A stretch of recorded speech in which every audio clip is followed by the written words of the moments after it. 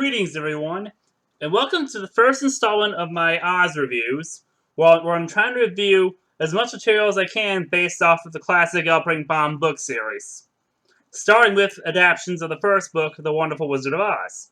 I'm sure just about 100% of you, or at least 99.9% of you, are familiar with the 1939 version, which I probably will cover at some point, but there's so many other versions out there, including a couple that were made beforehand and many that were made after.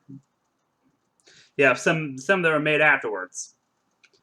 As I try to go through all these movies based off of one of my favorite books of all time.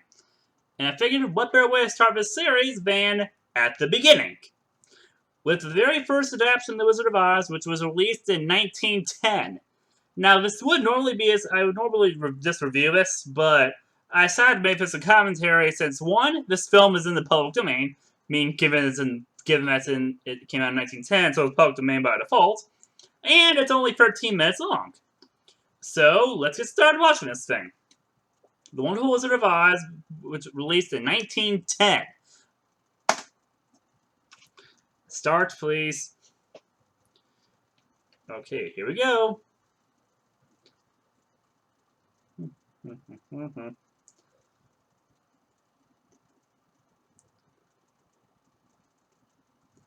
Okay, black screen. Okay, we have what looks like a bunch of farmhands and some sort of donkey.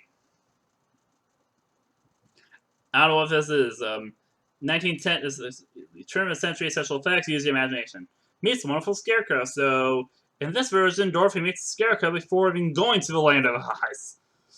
Along with whatever hell those creatures are, they're just sitting there, and this Scarecrow, who looks like he's being played by some sort of clown during turn of the century. Which, given the way he's acting, I wouldn't be all that surprised if they actually hired a clown to play the role. Yeah, that's probably exactly what they did. Because what else are you going to do for the Scarecrow? Because in the first book, he is constantly stumbling over things. To the point when at some point he was given a walking stick. Okay, there's the umbrella that goes away. Yep, this guy's probably a clown. Okay, here's a giant hay thing. They're putting Dorothy there, probably because the storm is imminent. And, what are those other animals doing? Trying to knock it over? What are they doing? Yep, they're trying to knock it over. I think. And here comes Scarecrow the Clown, and here comes the hay crashing down on top of him. The Cyclone! Okay, here's 1910 special effects at its finest.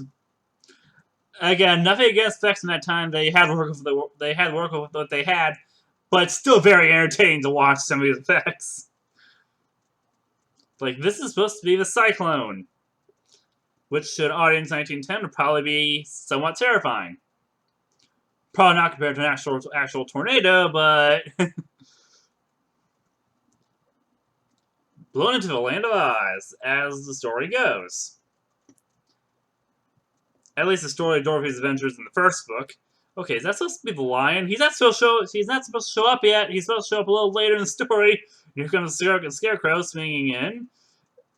And they're fighting against the guy, and they, okay, shaking hands, and he's coming with them, probably to get to the Emerald City.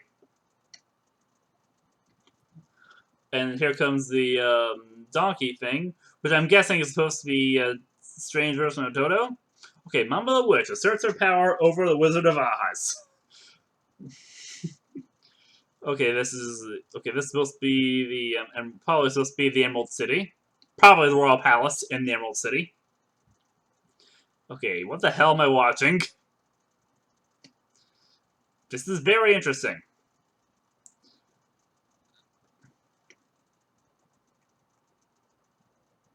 Okay, I'm guessing that's supposed to be Oz. Wait, is that? I don't know. And that's supposed to be some sort of letter, which I can't really see. I can't tell if it's because of my copy or the age of the film. Could be a combination of both. I mean, after all, the film is 107 years old. I'm sure any copies that survive are not exactly the best quality. At least not compared to what we're used to today. Yeah, so it's probably the king, your guy's advisor. He's kicks away. He's like, out of my sight, advisor. Here comes the witch Mamba. Who is supposed to be the Wicked Witch of the West. So they took the Wicked Witch of the West and they took the name of Mombi, who is a character from some later Oz books, and they changed the letter at the end of her name to Mamba. You cannot make this stuff up, can you? And she's all, wee, wee. Beware the Wicked Witch. And all the guards swoop in. Glinda the Good changes Toto into a real protector. So yeah, that thing is supposed to be Toto. So Glinda is supposed to be in here. Using the name she's generally referred to in the book, Glinda the Good. Okay, there she is. Kind of resembles her book counterpart. And I think that when this movie is made, these books are still being written.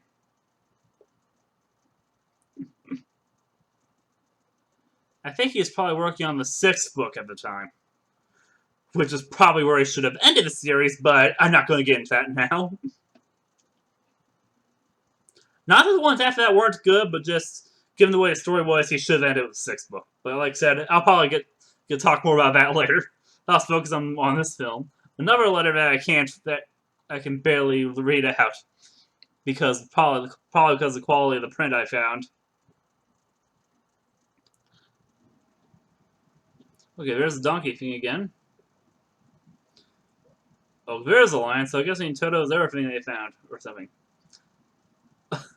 I'm reading too much into this film, aren't I? Considering that I think the only reason this exists was some sort of legal liaison between Alfred and Baum and someone he worked with. The Rusty Tin Woodman, after being oil, proves to be helpful or something. Oh, there's a Tin Woodman. His design has pretty much remained the same over the past 100 years, hasn't it? Well, probably because most of the designs are based off of the illustrations in the novel. Yeah, and probably the only character in most of the versions made since has not gone through that many redesigns, because there's no reason to.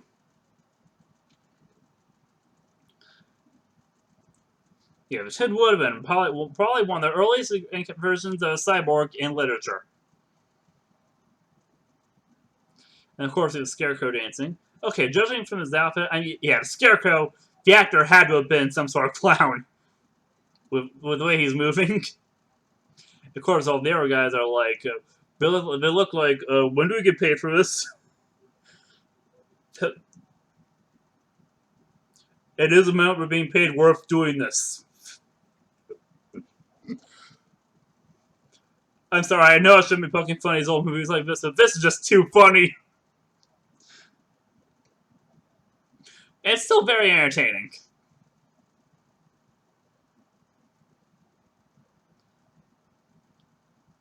Okay, and Dorothy and the Tin Woodman are hand in hand for some reason.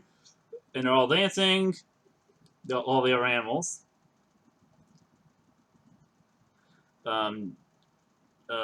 Nick Chopper, what are you doing? That's the Tin Woodman's name in the book.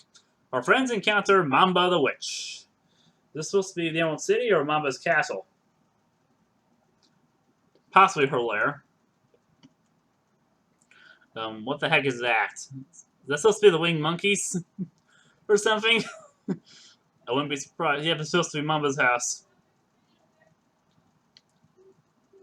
Okay, so she seems to be a combination of many of the witches. Okay, I'm not going to say that because the details about the witch of the East living arrangements was not mentioned until some of the later books that are written after this. Oh, there's the Wicked Witch. She's like, I caught you. You're not getting out of my land. And all the creatures come out of the woodwork. And she's like, you're all under my control. And Dorothy learns that water is fatal to a witch. Okay, the first Witch of the West melting scene. Or rather, she's like, ah! She's like, oh no, look at you done! And then she fades away. Okay, she fades away, probably because the effects couldn't do the whole death scene from the book. I wouldn't be surprised if the technology to do this didn't exist until the 39 version, and they got rid of the Wicked Witch. That's supposed to be some minister or something. Dorothy reaches the Emerald City to claim the crown. Too early in the series for that, Dorothy. Come back in a few books.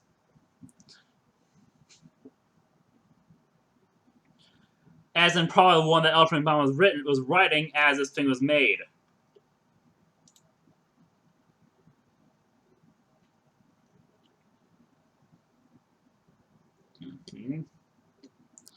Okay then.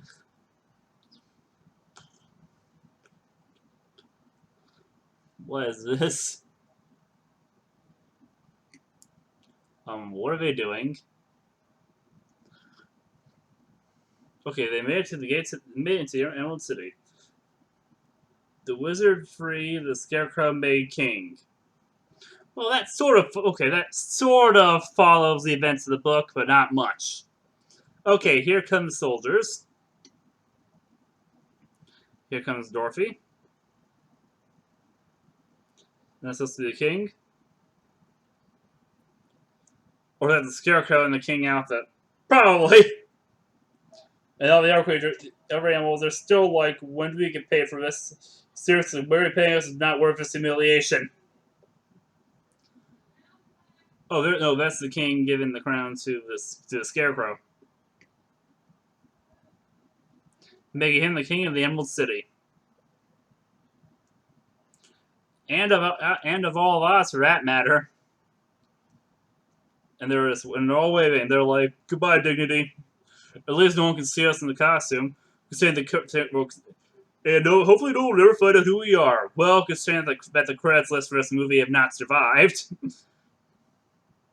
And why do I have the feeling that the actors involved in this movie are glad about that? That the credits list for this movie did not survive the past century. Yeah, why do I get the feeling that they're probably happy about that, so no one can link them to this work?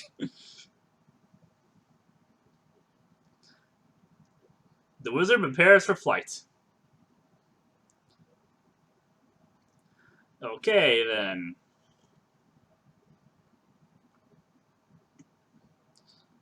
What's going on here? Okay, they're all getting ready. Okay, here comes all the servants in the Emerald City. And dancing, there's the wizard preparing to make his departure from the land. Only to return in a few books.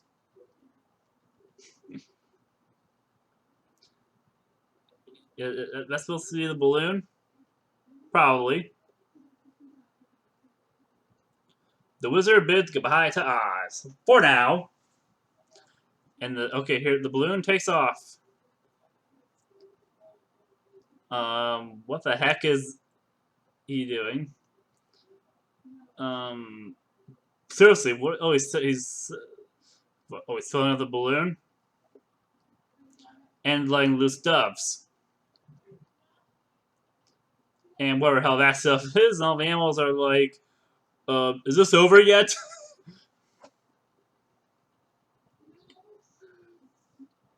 And they're fighting over that bag thing.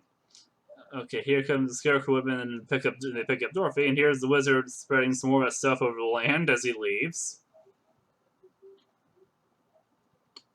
He's like, well, it's been a fun ride, but I'm not gonna miss this place.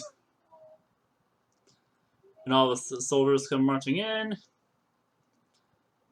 I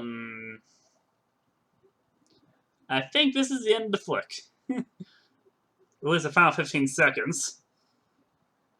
And of course, the Tin Woodman and the Scarecrow King dance. And all the soldiers. The end. Well, that was something. Well, for Adaptations of the Wizard of Oz, they definitely had to start somewhere, didn't they? But, man, if that was supposed to be a comedy, they certainly did a good job at that.